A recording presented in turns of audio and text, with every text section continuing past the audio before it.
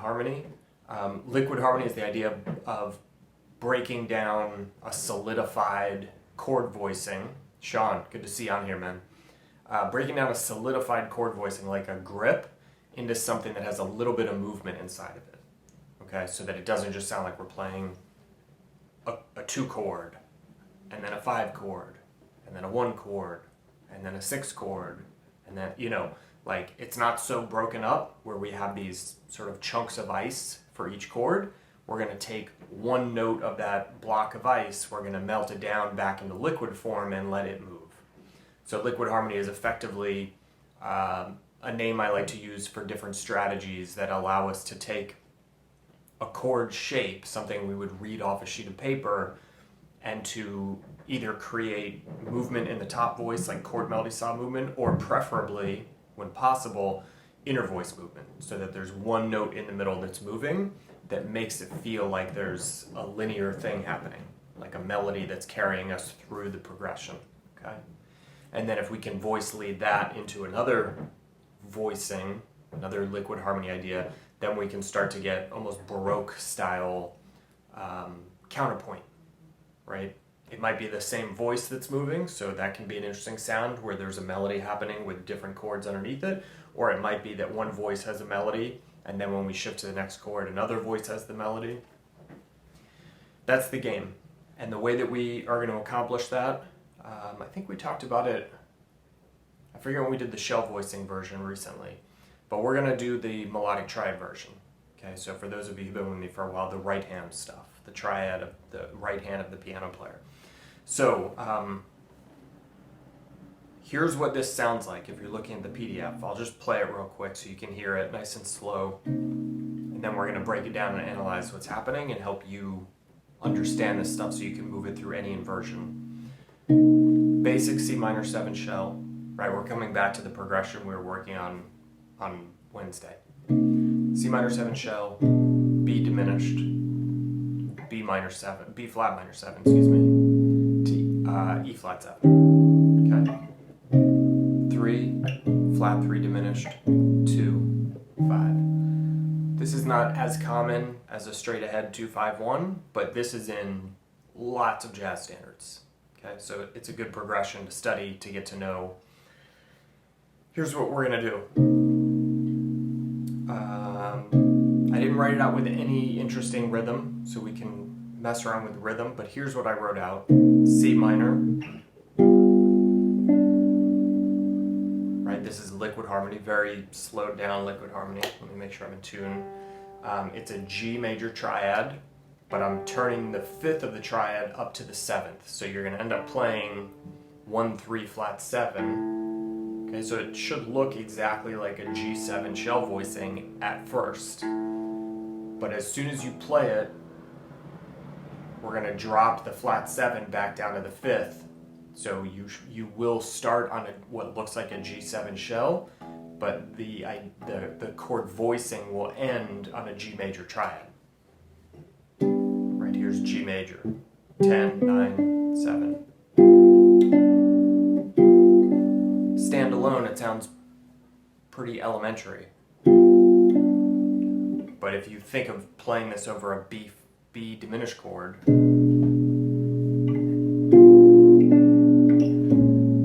it actually resolves pretty nicely to B flat minor. Okay. Again, this brings back the idea of, is a diminished chord a dominant diminished, or is it a non-dominant diminished? If we were to resolve B diminished up to C, C major or C minor, this G7 arpeggio, kind of harmonic arpeggio idea would make perfect sense, because G7 wants to resolve 5-1 to either C major or C minor, right? But we're not resolving to C major or C minor, we're resolving down to B flat minor. So you might assume that G7 doesn't sound good when we resolve that way, but now we're following the diminished down a half step resolution pathway. Okay.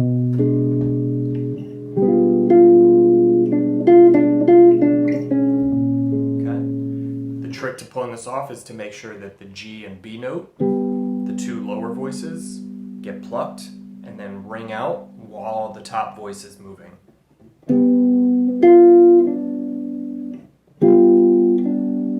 So you don't want to pluck all three strings again. You don't want to cut off the lower two notes. You want to let the lower two notes move, ring out while the top voice moves. Okay? And then instead of resolving to the B flat minor shell, we're going to resolve to B flat minor liquid harmony. So here's a B flat minor triad. But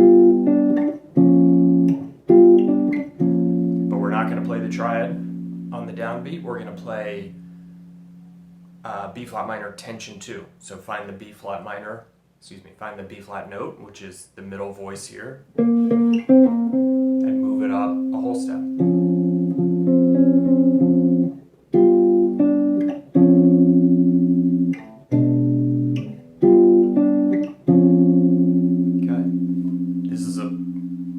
Sounding voicing if you just want a chord voicing, a chunk of ice, but we're going to melt it down. We're going to take that tension 2 and resolve it back into the B flat minor triad. Okay, so now we have voice movement, individual voice movement in the top voice for the B diminished, which looks like a G triad. And then when we go to B flat minor, the voice moving is the middle voice.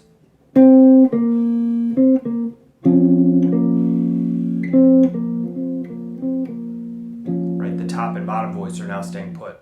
So if this were written out for like a 3-part horn section, first you would hear, the soprano sax moving while the alto and tenor are staying put. Then the soprano sax would stay put, and you'd hear the alto moving while the soprano and tenor were staying put.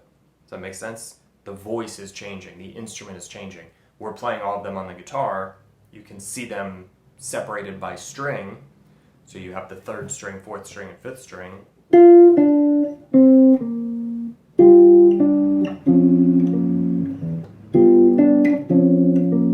Okay.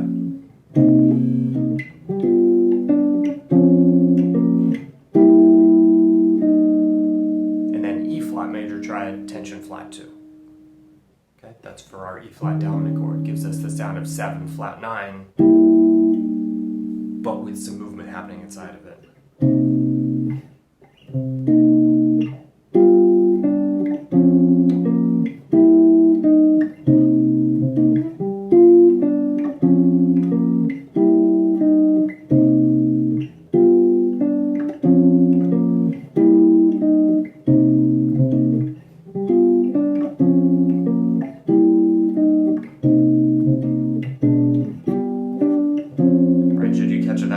I inserted the basic B diminished shell voicing before playing the liquid harmony.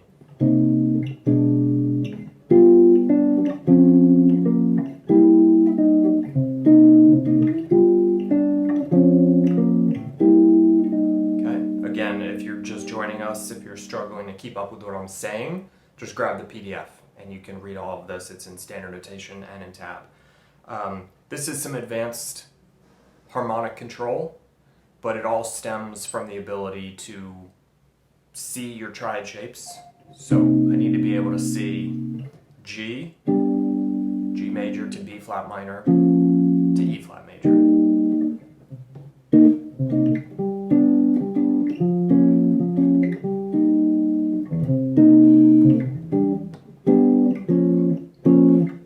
Right? I need to be able to see that while I know that I'm playing basic shell voicing, C minor, B diminished, B flat minor, E flat 7. And then I need to be able to keep track of where those additional tension notes are, those add-on notes that I'm going to squeeze in so you don't even recognize the sound of a triad.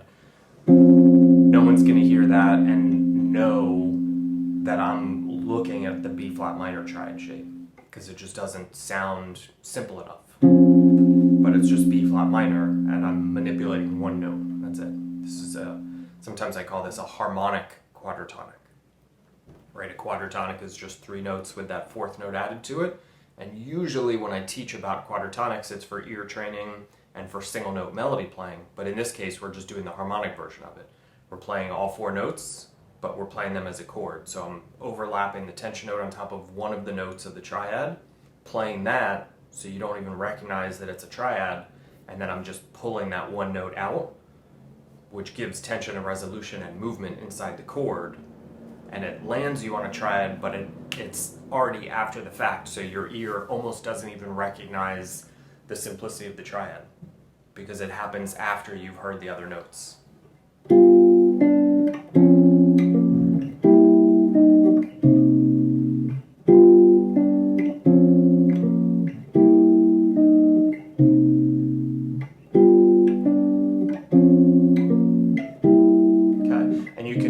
In any inversion. I only wrote out this one inversion. G major, B flat minor, E flat major.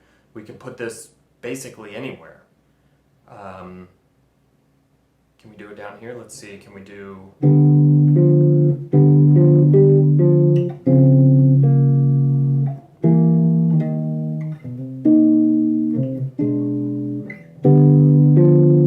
G major. Oh, I guess technically I would want... I'm mixing around this a little bit. I'm using the same notes, but now I'm resolving down into the flat 7. But this is G major with the flat 7 to B flat minor tension 2 to E flat major tension flat 2.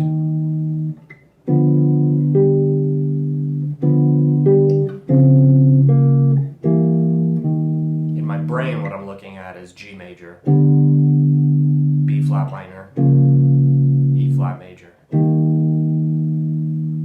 And then that resolves me back to my C minor 7 shell. So that's a lower pitched one, right? That's like not as low as we go in our register, but pretty low. We could do it further up high.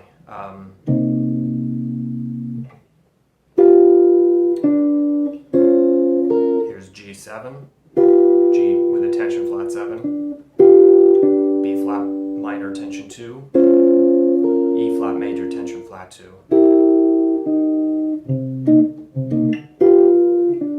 Right?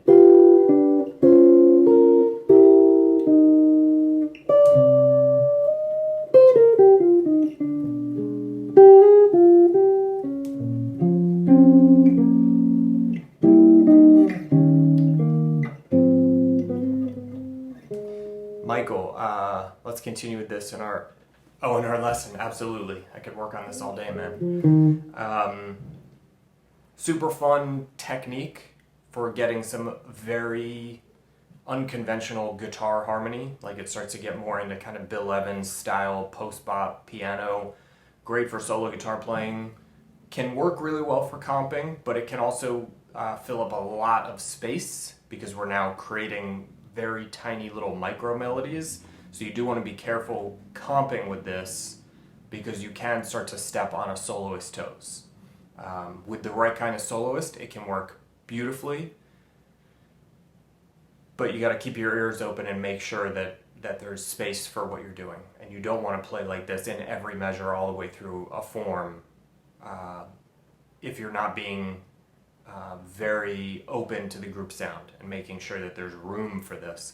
But certainly for chord melody, for solo guitar, super great. You can use this if you're playing in a trio during your solo because you're effectively comping for yourself, but there's little tiny melodies that are happening.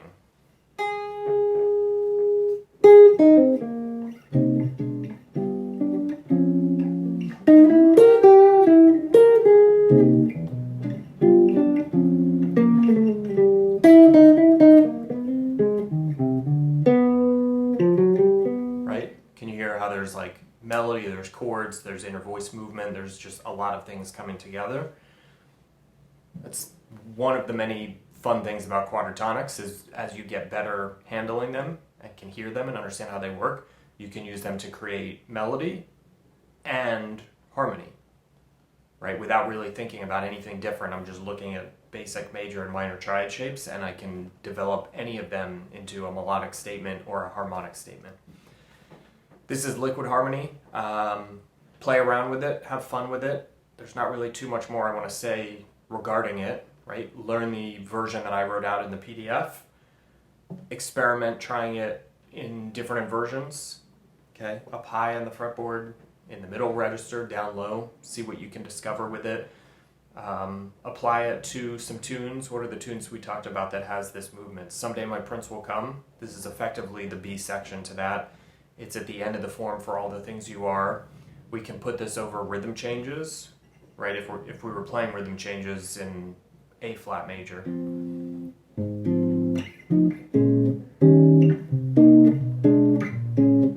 C minor, B diminished, B flat minor, E7, E flat 7, excuse me.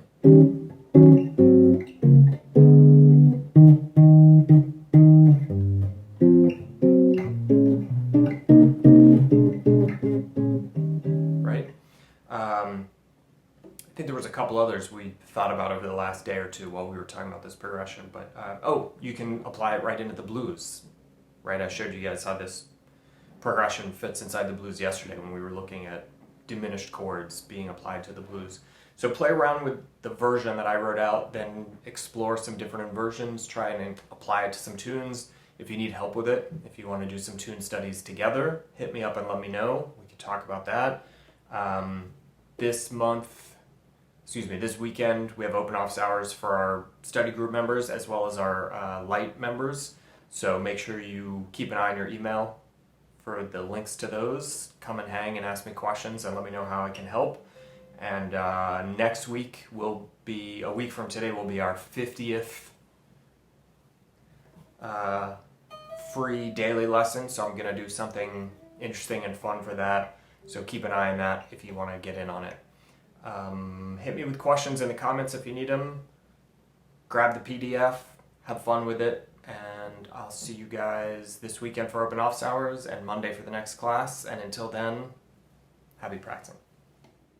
Hey YouTube, it's Jordan Clemens with NYC Jazz Guitar Master Classes and the Melodic Triads study group. Thank you so much for watching this video. I hope you enjoyed it. I have a ton of content coming out on YouTube this year. We've been doing daily jazz guitar lessons, so I'm going to be posting videos like this pretty much every day. So if you dug this and you want to follow me, subscribe and make sure that you turn on notifications so that you can watch more videos like this. Thanks again for watching. Hope to see you in the comment section. Hope to see you in the next video.